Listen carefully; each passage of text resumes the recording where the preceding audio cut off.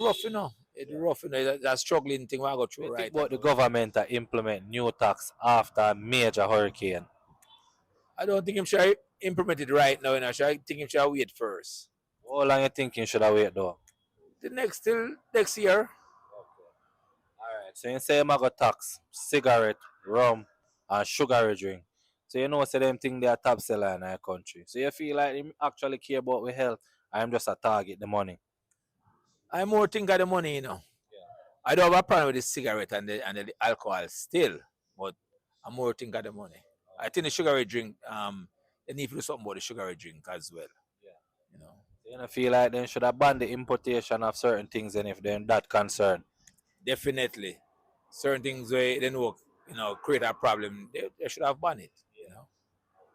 So you feel like Jamaica, with the cost of living and thing, you feel like Jamaica can manage the new tax right now?